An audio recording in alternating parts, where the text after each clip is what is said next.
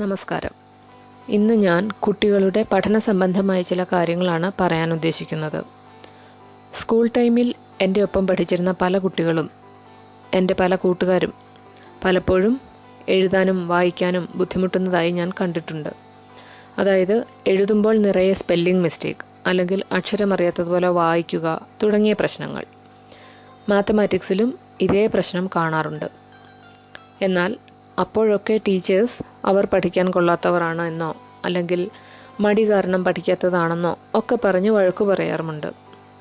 പിന്നീട് എൻ്റെ higher education ടൈമിലാണ് ലേണിംഗ് ഡിസബിലിറ്റി അഥവാ പഠന വൈകല്യം എന്നൊരു അവസ്ഥയെപ്പറ്റി ഞാൻ കേൾക്കുന്നത്. അപ്പോഴാണ് എൻ്റെ ഒപ്പം പഠിച്ചിരുന്ന കൂട്ടുകാർക്ക് എന്തായിരുന്നു പ്രോബ്ലം എന്ന് ഞാൻ റീതിങ്ക് ചെയ്തത്. പലപ്പോഴും കുട്ടികൾ എഴുതാനും വായിക്കാനും ഒക്കെ സ്ട്രഗിൾ ചെയ്യുന്നത് നിങ്ങൾ ശ്രദ്ധിച്ചിട്ടുണ്ടാവുമല്ലോ, പ്രത്യേകിച്ചും സ്കൂളിങ്ങിൻ്റെ ആദ്യ സമയങ്ങളിൽ. അപ്പോൾ നമ്മൾ വീട്ടിൽ വേണ്ടത്ര ശ്രദ്ധ കൊടുത്ത് ലെറ്റേഴ്സ് എല്ലാം നന്നായി പഠിപ്പിച്ചു കൊടുക്കുകയും ബേസിക് മാത്സ് പറഞ്ഞു കൊടുക്കുകയും ഒക്കെ ചെയ്താൽ ആ ഡിഫിക്കൽട്ടീസ് മാറാറുമുണ്ട്. എന്നാൽ ചില കുട്ടികളിൽ ഈ ഒരു പ്രോബ്ലം മാറാതെ നിൽക്കുന്നതായി കാണപ്പെടാറുണ്ട്. ഉയർന്ന ക്ലാസ്സുകളിലേക്ക് പോകുമ്പോഴും ഈ ഒരു പ്രശ്നമുണ്ടായിരിക്കും. അപ്പോഴാണ് ഞാൻ നേരത്തെ പറഞ്ഞതുപോലുള്ള റിയാക്ഷൻസ് പലപ്പോഴും ടീച്ചേഴ്സിൻ്റെ ഭാഗത്തു നിന്നും ഉണ്ടാകുന്നത്. എന്താണ് കുട്ടിയുടെ പ്രോബ്ലം എന്ന് മനസ്സിലാക്കിയാൽ മാത്രമേ അങ്ങനെയുള്ള കുട്ടികളെ നമുക്ക് വേണ്ട വിധത്തിൽ സപ്പോർട്ട് ചെയ്യാൻ സാധിക്കൂ. ചില കുട്ടികൾക്ക് ഇങ്ങനെയുള്ള ബുദ്ധിമുട്ടുകൾ ഉണ്ടാകുന്നത് പഠന വൈകല്യം എന്ന അവസ്ഥ കാരണമാകാം.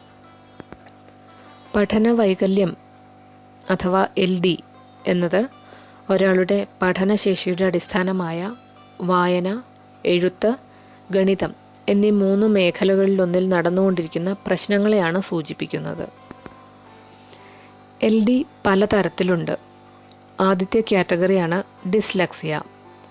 വായനയിൽ വരുന്ന ബുദ്ധിമുട്ടാണ് ഡിസ്ലെക്സിയ എന്നതുകൊണ്ട് ഉദ്ദേശിക്കുന്നത്.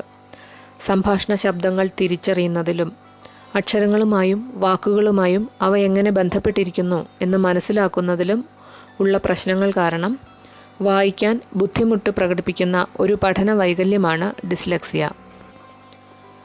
ഒരു കാര്യം വായിച്ചു മനസ്സിലാക്കാനും വായിച്ച കാര്യങ്ങൾ മറ്റൊരാളോട് പറഞ്ഞു മനസ്സിലാക്കാനും ഓർത്തെടുക്കാനും ഒക്കെ ഇവർ ബുദ്ധിമുട്ടുന്നതായി കാണപ്പെടുന്നു. അതുകൊണ്ട് തന്നെ വായിച്ചു പഠിച്ച കാര്യങ്ങൾ പരീക്ഷാ സമയത്ത് വേണ്ട വിധം എഴുതാൻ ചിലപ്പോൾ ഇവർക്ക് കഴിഞ്ഞു എന്ന് വരില്ല. തലച്ചോറിൽ ഭാഷ കൈകാര്യം ചെയ്യുന്ന ഏരിയയിലുള്ള ചില മാറ്റങ്ങൾ കൊണ്ടാണ് ഡിസ്ലെക്സിയ ഉണ്ടാകുന്നത്. ഇത് ഒരു കുഞ്ഞ് ജനിക്കുമ്പോൾ തന്നെയുള്ള അവസ്ഥയാണ്, പിന്നീട് ഉണ്ടായി വരുന്നതല്ല. കുട്ടി വളരും തോറും അതിൻ്റെ ലക്ഷണങ്ങൾ തിരിച്ചറിയാൻ സാധിക്കും. ഡിസ്ഗ്രാഫിയ ആണ് അടുത്തത്. എഴുതാനുള്ള കഴിവുകളെ ബാധിക്കുന്ന ഒരു പഠന വൈകല്യമാണ് ഡിസ്ഗ്രാഫിയ. ഡിസ്ഗ്രാഫിയ ഉള്ള കുട്ടികൾ അക്ഷരങ്ങളോ അക്കങ്ങളോ എഴുതാൻ ബുദ്ധിമുട്ട് കാണിക്കും. വായിച്ചെടുക്കാൻ വളരെ ബുദ്ധിമുട്ടുള്ള ഹാൻഡ് റൈറ്റിംഗ് ആയിരിക്കും ഇവർക്ക്. സമപ്രായക്കാരുമായി കമ്പയർ ചെയ്താൽ ഇവരുടെ റൈറ്റിംഗ് സ്പീഡ് വളരെ കുറവാണ്. അതേപോലെ സ്പെല്ലിംഗ് മിസ്റ്റേക്സ് ധാരാളം കാണാൻ സാധിക്കും.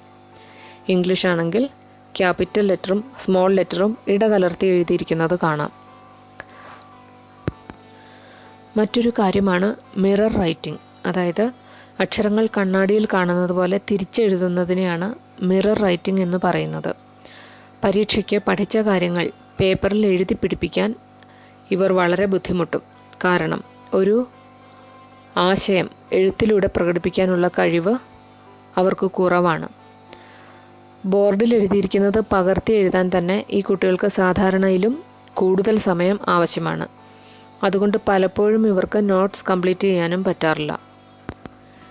ഡിസ്കാൽക്കുലിയ എന്ന 3ാമത്തെ കാറ്റഗറി മാത്തമാറ്റിക്സുമായി ബന്ധപ്പെട്ടിരിക്കുന്നു. ഗണിതം പല കുട്ടികൾക്കും സ്വതേ ഇത്തിരി ബുദ്ധിമുട്ടുള്ള വിഷയമായി പറയാറുണ്ട്. എന്നാൽ മറ്റ് സബ്ജക്റ്റുകൾക്കൊക്കെ നല്ല മാർക്ക് കിട്ടുകയും മാത്തമാറ്റിക്സിന് വളരെ കുറവ് മാർക്ക് മാത്രം കിട്ടുകയും ചെയ്യുന്ന അവസ്ഥയാണെങ്കിൽ എന്താണ് കുട്ടിക്ക് പ്രോബ്ലം എന്ന് ഒന്ന് ശ്രദ്ധിക്കാം. ഡിസ്കാൽക്കുലിയ ഉള്ള കുട്ടികൾക്ക് എണ്ണുമ്പോൾ ട്രാക്ക് നഷ്ടപ്പെടാം. അതായത് എണ്ണി വരുന്നത് പോലെ കണ്ടിന്യൂ ചെയ്യില്ല. വലിയ ക്ലാസ്സിൽ പോലും ചിലപ്പോൾ വിരലുകളിൽ എണ്ണി കണക്ക് കൂട്ടുന്നത് കാണാം. അക്കങ്ങളെക്കുറിച്ചുള്ള അവരുടെ അടിസ്ഥാന ധാരണ അല്ലെങ്കിൽ സംഖ്യാബോധം ശരിയായി പ്രവർത്തിച്ചേക്കില്ല. കൂട്ടൽ, കുറയ്ക്കൽ, ഗുണിക്കൽ, തുടങ്ങിയ അടിസ്ഥാന ഗണിതങ്ങൾ ചെയ്യാനും മൾട്ടിപ്ലിക്കേഷൻ ടേബിൾസ് ഓർത്തു വയ്ക്കാനും ഇവർ ബുദ്ധിമുട്ട് കാണിക്കും. ക്ലോക്കിൽ നോക്കി സമയം പറയാനും ചിലപ്പോൾ ബുദ്ധിമുട്ട് കാണിച്ചേക്കാം. ഡിസ്പ്രാക്സിയയാണ് അടുത്തത്. മോട്ടോർ സ്കിൽസിനെ ദോഷകരമായി ബാധിക്കുന്ന അവസ്ഥയാണ് ഡിസ്പ്രാക്സിയ. മോട്ടോർ സ്കിൽസ് എന്നാൽ മസിൽസിനെ ഏകോപിപ്പിച്ച് ശരീരത്തിൻ്റെ ചലനങ്ങൾ നിയന്ത്രിക്കാനുള്ള കഴിവ്. ചെറിയ ചെറിയ മസിൽസിനെ കോർഡിനേറ്റ് ചെയ്യാനുള്ള കഴിവിനെയാണ് ഫൈൻ മോട്ടോർ സ്കിൽസ് എന്ന് പറയുന്നത്. ഉദാഹരണത്തിന് എഴുതുക എന്നത് ഒരുപാട് ചെറിയ മസിൽസിൻ്റെ ഏകോപിപ്പിച്ചുള്ള പ്രവർത്തനമാണ്. കൈകൾ, വിരലുകൾ, റിസ്റ്റ് എന്നിവിടങ്ങളിലെ മസിൽസാണ് ഇതിന് ആവശ്യമായി വരുന്നത്. I hand കോർഡിനേഷനും ഇതിനാവശ്യമാണ്.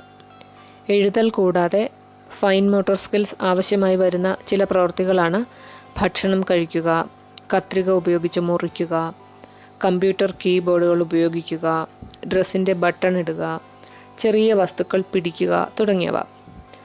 വലിയ മസിൽസ് ഉപയോഗിക്കാനുള്ള സ്കിൽസാണ് ഗ്രോസ് മോട്ടോർ സ്കിൽസ്. ഉദാഹരണമായി നടക്കുക, ഓടുക, ചാടുക തുടങ്ങിയവ. ഡിസ്പ്രാക്സിയ ഉള്ള ഒരു വ്യക്തിക്ക് ചലനം, ഏകോപനം എന്നിവയിൽ പ്രശ്നങ്ങളുണ്ടാകും. ഇതുമൂലം പഠനം പിന്നോട്ടാകാനും സാധ്യതയുണ്ട്. ലേണിംഗ് ഡിസബിലിറ്റി കാരണം പഠന ബുദ്ധിമുട്ടുകൾ ആരംഭിക്കുന്നത് സ്കൂൾ പ്രായത്തിലാണ്. കുട്ടി പഠിക്കാൻ ബുദ്ധിമുട്ട് കാണിക്കുമ്പോൾ അതെന്തുകൊണ്ടാണ് എന്ന് ശ്രദ്ധിക്കുക. കാഴ്ച, കേൾവി തുടങ്ങിയവയ്ക്ക് തകരാറുകൾ എന്തെങ്കിലും ഉണ്ടോ എന്ന് പരിശോധിക്കുക. മാനസികമായോ ശാരീരികമായോ മറ്റെന്തെങ്കിലും ബുദ്ധിമുട്ടുകൾ ഉണ്ടോ എന്ന് നോക്കുക. സ്കൂളിലെയും വീട്ടിലെയും പഠന അന്തരീക്ഷം എങ്ങനെയാണെന്ന് വിലയിരുത്തുക. ഇങ്ങനെയുള്ള എന്തെങ്കിലും കാരണങ്ങൾ കൊണ്ടാണ് കുട്ടി പഠിക്കാൻ പ്രയാസപ്പെടുന്നത് എങ്കിൽ അത് ലേണിംഗ് ഡിസബിലിറ്റിയായി കണക്കാക്കാൻ സാധിക്കില്ല. കുട്ടിക്ക് പഠന സംബന്ധമായ ബുദ്ധിമുട്ടുകൾ ഉണ്ട് എന്ന് സംശയം തോന്നിയാൽ സ്കൂൾ കൗൺസിലറുമായോ സ്പെഷ്യൽ എഡ്യൂക്കേറ്ററുമായോ ബന്ധപ്പെടുക. തുടർന്നുള്ള കാര്യങ്ങൾ അവരുടെ നിർദ്ദേശങ്ങൾ കൂടി പരിഗണിച്ചു ചെയ്യുക. ലേണിംഗ് ഡിസബിലിറ്റി എന്നത് ചികിത്സിച്ച് ഭേദമാക്കാവുന്ന ഒന്നല്ല. ഇതൊരു അവസ്ഥയാണ്. അതിനെ മാനേജ് ചെയ്യുന്നത് എങ്ങനെ എന്നതാണ് പ്രധാനം. ലേണിംഗ് ഡിസബിലിറ്റി എന്നത് ബുദ്ധിപരമായ തകരാറല്ല. അതുകൊണ്ട് തന്നെ വേണ്ട വിധത്തിൽ മാനേജ് ചെയ്താൽ കുട്ടിക്ക് എഡ്യൂക്കേഷൻ മുന്നോട്ട് കൊണ്ടുപോകാൻ തീർച്ചയായും സാധിക്കും. യാതൊരു കാരണവശാലും കുട്ടിയെ മറ്റുള്ള കുട്ടികളുമായി താരതമ്യപ്പെടുത്താതിരിക്കുക. ലോകത്ത് അറിയപ്പെടുന്ന പല പ്രശസ്തരും LD എന്ന അവസ്ഥയിലും അവരുടെ കഴിവുകൾ വികസിപ്പിച്ച് മുന്നോട്ട് വന്നവരാണ്. അതുകൊണ്ട് അച്ഛനമ്മമാർ പരസ്പരം പഴിചാരാതെ കുട്ടിയുടെ നീഡ് എന്താണെന്ന് മനസ്സിലാക്കി അവനെ അല്ലെങ്കിൽ അവളെ സപ്പോർട്ട് ചെയ്ത് മുന്നോട്ട് പോവുകയാണ് വേണ്ടത്. എന്നെ ഇത്രയും നേരം കേട്ടുകൊണ്ടിരുന്ന എല്ലാവർക്കും നന്ദി. വീഡിയോ ഇഷ്ടമായെങ്കിൽ സബ്സ്ക്രൈബ് ചെയ്യണം. ഫ്രണ്ട്സുമായി ഷെയർ ചെയ്യാൻ മറക്കില്ലല്ലോ. നിങ്ങളുടെ അഭിപ്രായങ്ങൾ കമൻസായും ലൈക്സായും അറിയിക്കുക.